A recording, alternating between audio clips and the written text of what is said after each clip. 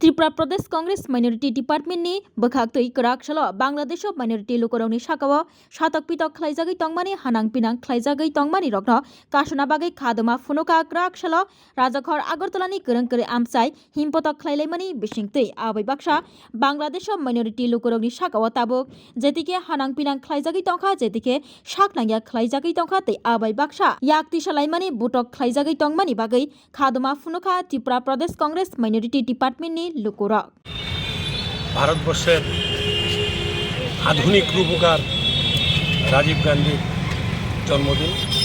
তিনি ভারতবর্ষকে বিজ্ঞান জগতে প্রবেশ করানোর যে প্রথম উদ্যোক্তা তিনি সেই রাজীব গান্ধী। উনি সন্ত্রাসবাদীদের হাতে নিহত হয়েছেন।